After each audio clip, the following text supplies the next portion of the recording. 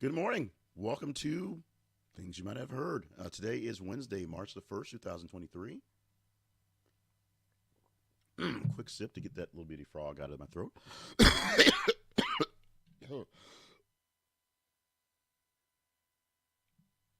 Quick cough to really get the frog out of his throat. My name is Jay Cleveland Payne, bringing you in just mere moments yesterday's latest in information, politics, current events, and pop culture. Yes, yesterday, because this is the news that was compiled from yesterday. That's how you get stuff. Things have to happen. You compile them, put them in line, and then we present them to you for your pleasure and your chat stuff up for today. We're going to give you 8 news stories coming up in just a minute that were vetted by you, then curated by me to make them a bit narrative. We're going to start with the top story by your vetting, so we'll let you know how that goes. You can know more about the vetting process by just sticking around, listening to all the headlines, getting some news for your morning, a good morning jolt of news, and then we'll explain how the whole feeds thing work. We have a feed or feeds. We put our stories on Facebook and Twitter for you to engage in, and as you engage in it, that tells us a good idea what we should be talking about.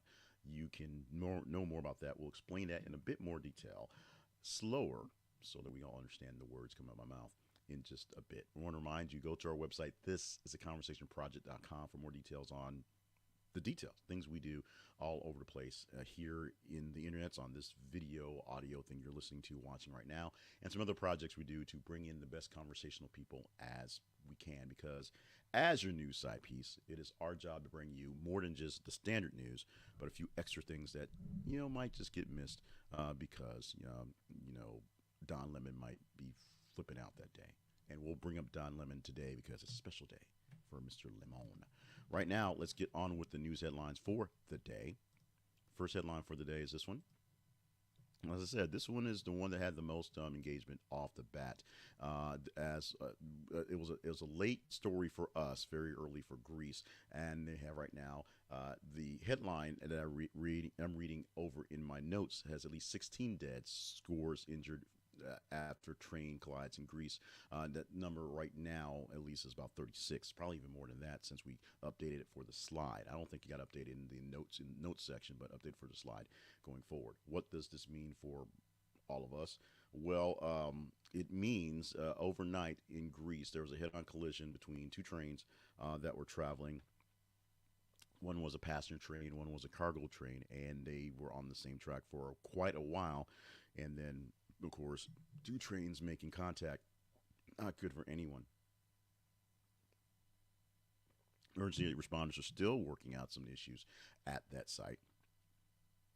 66 people listed as injured on the passenger train, which had about 250 people on, and listed as young people. I'm not sure what that entails exactly, but younger people were on the train that happened. We'll get more details on this one as things go along. It'll take a little while to go through the little rubble of the actual incident and see how things go by. But this story right here, 20%, 18.9% of all engagement over the past 30 hours went to this story right here. And this wasn't posted until very late in the evening for us here in the gathering part.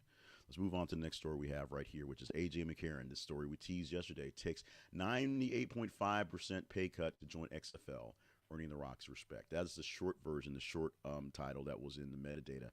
We read it to you yesterday from the headline on Insider as A.J. McCarron goes from $4 million to $600,000 so he can play in front of his kids. And that's mostly what happened. A.J. McCarron was not doing very much last season for the NFL. So before the season was officially over, he wanted to play some more football. He's playing spring football, literally spring football, and didn't choose to sign with the USFL, which is starting in a couple months, and which would be more of a feeder league for the NFL, if you will. So better football, it should be. He signed with the XFL, the new 3rd generation experimental league, now owned by Dwayne Johnson. And so The Rock himself said this was a cool thing. He basically gave highlights to A.J. McCarron for wanting to make sure his kids saw him play a little bit. So he's playing and he's taking a pay cut, and so he can get a chance to get out there and show his stuff, which is great. Another sidebar to this story is the fact that everybody's mic'd up in this league. Like, all the quarterbacks are mic'd up. And A.J. McCarron for the Battlehawks said some very bad words on the field, as quarterbacks tend to do. and the mic'd up version brought it to light that this may not be such a great thing after all. And his mom was texting him during the game, telling him to watch his language, as you should, young man. Watch your language. You're ripping Alabama football. You should know a little bit better than that. Let's go on to this very sad story. An former NFL star, CBS anchor Irv Cross had brain disease, CTE. Irv Cross actually died 2 years ago because you can't actually diagnose someone's brain until they are dead. And so because he was having issues with health, with memory, things going on, they donated his brain to research to see what happened. And 2 years later, we know that he had CTE. He was a former defensive back from way back when, so back in the days when they did not have very much in the way of any sort of protection. This was a big deal, and so that's why it was once sort of a joke, or a running joke, that old football players had bad memories. Now they're seeing that when you run into walls at 800 miles an hour over and over again for 16 weeks every single year, it does something to you. More research will go into CTE, more research will go into safety for this stuff. Football, still very popular, still very lucrative, money making. That's why there's so many of these little bitty leagues popping up, because there's any little bit of money you can make on football, people will gather onto, but not quite as popular in the youth. So that will be, that means less of a pool of key people to play in the higher leagues, but the ones that do play will probably make more, which means more emphasis on safety from these things. Let's move on to another sports one, and another one talking about money per se. Live Golf. Live Golf's TV debut was a ratings disaster, so says New York Post and many other people. Now, Live Golf's overnight ratings for the weekend was 0.02, or 0.2, not 0.02, 0.2, which indicates that only 0.2% of the households surveyed tuned in. How about that? The Genesis Invitational played this week before the PGA Tour attracted a 1.8 rating on Saturday's third round. And that was all weekend long. Now, yes, it's on real TV, if you will. It's on the CW. It has network coverage. And I saw all sorts of billboards and a couple of things splashing about Live Golf Alive this weekend. I'm not a golf fan, so I'm not tuning in for golf in general. So I watched keep up what's going on, who's playing, but I'm not a golf fan, so I'm not even tuning in general. I'm not tuning in for this one in particular, and not because I have anything against Live Golf or the Saudis or anything like that. I'm just not going to watch it. And putting on the CW, yeah, it's on TV, but it's still the CW. Let's move on to the next story, which is Newsom rescinds California's COVID-19 state of emergency. This happened officially yesterday. So somewhere in this, there's a joke about Gavin Newsom following the Chinese Communist Party and their thought process although it's not really China, it's Hong Kong. As Hong Kong is lifting their things today, their COVID state of emergency for mask wearing mandates today, if all is well and done. But we're seeing a large swath of neighborhoods,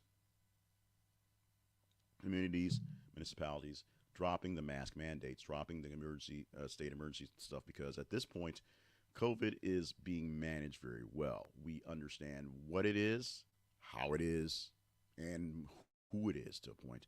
And so it takes, with a little bit of prevention, a whole lot of safety goes a long, long way. So a lot of the COVID things are going away. At my employment, my school, we are working on dropping our mask mandate because it's time. We have so many. We have every quarter we have opportunities for people to get vaccinated, to get caught up on shots. So it's not. There's no excuse to not be at that level, unless you don't want to be. And if people don't want to be, well, there's that. But at this point, COVID's here to stay. California is calling off the emergency mandate and keeping up with what's going to be a standard until we get that cleared for a while. New York Times, MSNBC, CNN slammed over debunked lab leak theory. Lab leak theory.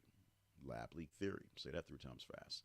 So, the Energy Department says that the COVID-19 virus came from a lab leak. They just sort of nonchalantly said, yeah, we kind of think it came from a lab leak. Yep, there's still the options. Maybe it came from the wet markers. Yeah. But we're pretty sure, we have a good idea that it got, leaked from a lab. And the right wing media, the super ultra conservatives, them crazy folks are going nutso because every single outlet on the other side debunked the theory before. They said, nah, no way. It was a wet market. It wasn't a leak. It wasn't whatever. Now, let's put this in perspective. What the Energy Department is saying right now is they have, it's a good idea, although they still, most cases, people say it's kind of iffy, that this was a virus that was in the lab that was lost somewhere in Wuhan and got out into the public. Now, how it was created, no one still knows. No one really has that idea if it was meant to be a some sort of biological weapon, whether it was in nature and they were trying to work on some vaccine ahead of time, or yes, if the CIA went and dropped it on the street in Wuhan and tried to figure out to kill Chinese. Although that part's still a little bit off. Oh, no, okay, a lot off. But everyone is jumping on the mainstream media for debunking this thought process a long time ago going forward. What those probably lead to is more jumping onto the mainstream media for things they pushed away. Yes, there's still a lot of people fighting the McCarron stuff like that. There's still a lot of people doing whatever. Yes, the mask thing was a thing at a time as well. We're going to see what the fight goes on, whether we'll just kind of, shut up and live on with what we have right now. Sort of like what we had in the last story. Aquaman 2, reportedly undergoing drastic story changes due to terrible screening results. The only thing good about Aquaman 2 apparently is as Amber Heard, which is a bad thing. Screenings are going terrible. We all know what the real fix is. Aquaman 2, Electric Boogaloo. That's all you need to do. DC, Warner Brothers, call me. Okay, and this is one that's been out there floating for a bit. And it took a while to get into this one, but this is one you want to check the link out and go deeper into. Thousands of nurses obtained fake diplomas and provided care without proper training. There has been about 7,600 aspiring nurses out there who went to fraudulent schools and had fraudulent degrees from those schools. They were hired. They served people. They did more or less good work, but they weren't properly trained, and they were just out there, doing the best they could, on the best they could, without actually knowing what they're doing. This is becoming a very, very, very big thing, and there's now plenty of people looking into how this happened. This is just something that you don't understand how these things happen until you do, and then you wonder how you got away with it. The Palm Beach School of Nursing, Siena College, and Sacred Heart International Institute are accused of issuing these fake diplomas. If you are a person trained from these places, or you're hiring people trained from these places, you might want to take a look at your training and see what you actually learned and what you're actually going to get a chance to do. Now, let's move on to our teaser for the day. This is a story we could talk about tomorrow. If you deem it, talk about worthiness. That was a whole mouthful. But if this is a story where we talk about the feeds on Facebook and Twitter, Facebook.com/This Is a Conversation Project, Facebook.com/This Is a Conversation Project, Twitter.com/TH_conversation. That is TH_conversation. And if you like this story, you just go to our feeds, like it, love it, hate it, share it. The more engagement it gets, better chance we have to talk about it tomorrow. This story here is Paul Vallas and Brandon Johnson head to Chicago mayor runoff. The name you don't see in this headline is Lori Lightfoot, because the story is Lori Lightfoot coming in third in the mayoral election for Chicago, meaning she's not in the runoff. She can't be the mayor this upcoming term, making her the first incumbent mayor in like 40 years not to make it to the final stages. Not the first one not to lose, but the first incumbent mayor not to even make it to a runoff, not to have a chance. One guy's backed by the police union, one guy's backed by the school board, and we'll see who will reign supreme, and we'll see if we chat this one up tomorrow if you deem this one a story to talk about. Engage in it, and we'll talk about the forwardness of Chicago, because the, no pun intended, backwardness that came with the Lori Lightfoot administration is basically done. Let's talk about Fundrise. Fundrise is a place. It's a nice place. It's a very nice place where you can invest your money. And yes, investments can lose money, and the housing market does have a bit of a chip on its shoulder where it's about to burst here or there. But Fundrise is a way for you to diversify your portfolio by putting money into funds that manage houses, and you don't have to do the work to manage the houses. You don't do the work.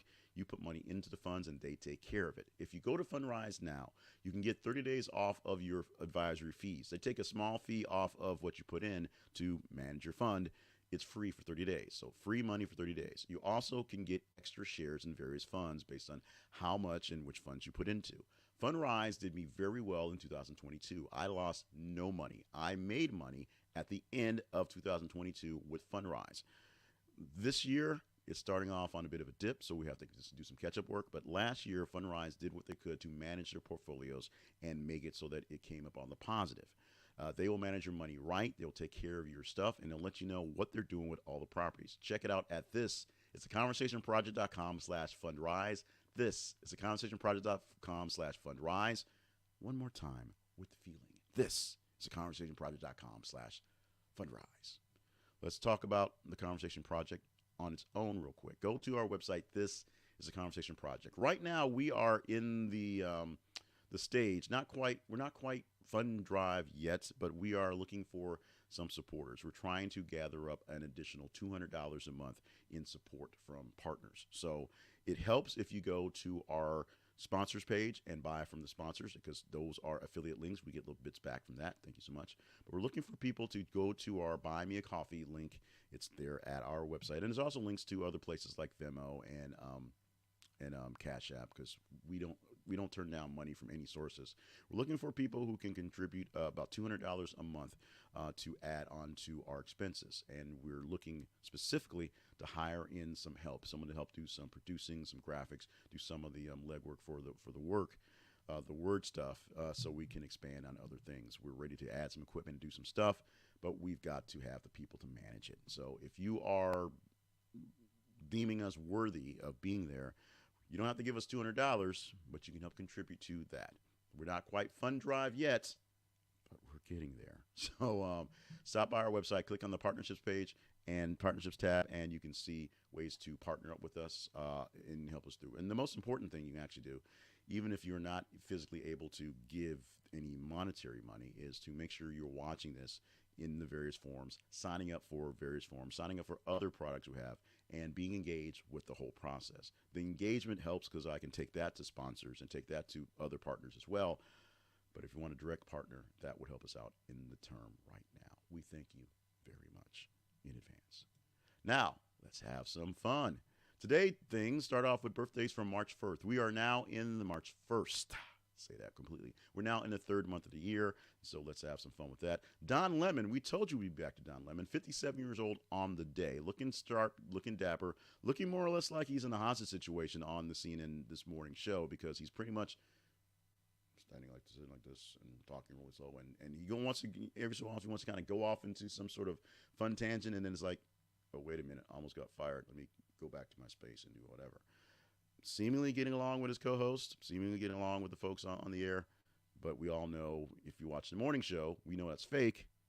But is it now? Don Lemon, 57 years old on the day. Mark Paul Gosselaar, of course, famously known as Zach from Saved by the Bell, but doing a lot of other things, did some stints in some other shows, tried to shake off the Zach moniker, only to come back to the Saved by the Bell reboot and play Zach as a alternate version Zach, who was governor of California and kind of like a Trump guy. But he's still Zach.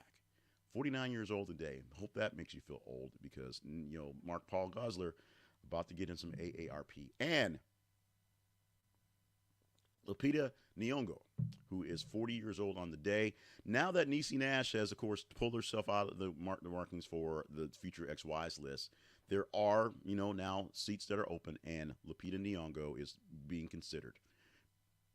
Because now, Peanut Butter Lovers Day. Today is Peanut Butter Lovers Day. And if you don't like that, well, you can chew on these other things as well. It also happens to be Horse Protection Day, Wedding Planning Day, Plan a Solo Vacation Day, there's one for you, and Share a Smile Day.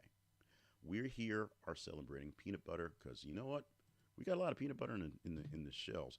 During our ice storm lockup, I went and stocked up because, when you lose power, you don't have nothing. So I got plenty of bread, plenty of peanut butter, and we were ready to go. Luckily, we had power, and we were actually able to get because we timed it up right, and we lived about a half block from a pizza place. We had hot food the whole time, so we've got a lot of peanut butter to clear out. So, Peanut Butter Lovers Day, whether you love it or not, you're eating peanut butter in the Payne house today. It is what is going to happen. It is what will be dealt with because it is for us peanut butter clearinghouse day.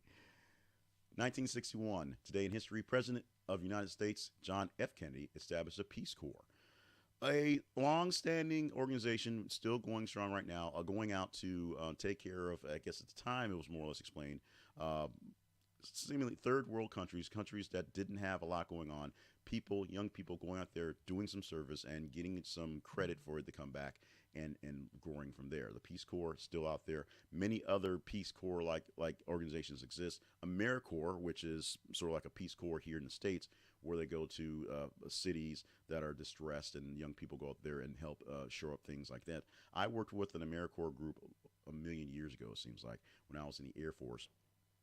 There's a group that was essentially working through the city of Montgomery and working with some youth programs. And I was, as a part of a program, we got to come in and do some teaching and hanging out and some mentoring, things like that. But there are plenty of groups out there that follow the lead, follow the spirit of the Peace Corps, established on this day in 1961. All right. One more thing you might not have heard. A recent study asked women, a survey asked women, not a study. Make sure you know this is not a study. This was not scientific. This is just, hey, yo, what do you think about this? A recent survey asked women, how many guys can you date at the same time? Two seems like a lot to juggle, but 11% said they can date three or more. The actual numbers come down to 55% saying that they can only date one guy at a time. Only one guy in the actual rotation as a full-time dater. 34%, which seems like a lot, said they can handle two. It's no big deal. A third of folks out there said, I can do two. Okay, that didn't sound as well as it should have, but going in there. And 11% said they can date three or more guys. This is like continuous dating, keeping up with stuff, remembering birthdays, going on stuff, being a plus one at things, three or more at a time. Now, this is not scientific. This is just basic. Women believe that they could juggle this responsibility. Guys, they may try three or more, but they find out fairly quickly they get stuck down to zero when it happens. I'm not going to argue on any of these things with any of y'all today. And today, well, at least while I'm speaking the words, it's still Wednesday, the 1st of March, 2023, 3/1/2023. Thank you so much for being a part of the show on this day and all the days you're a part of the show. We love you. We need you around. We're doing the good stuff here. And so let us know how good the stuff we're doing. If you feel we are goody enough, stop by our website and go to our partnerships link and help us out on that end. Otherwise, make sure you're watching, you're keeping up with everything going on as well. In the meantime, stay hydrated, stay limber, and stay on task for all the grand things you are meant to do this year, next year, going forward. We are posting news stories every 50 minutes, so stop by our feeds, get your insights in, engage in the stories, and we'll see what 8 stories I pick from the top 15 for tomorrow's edition of Things You Might Not Have Heard.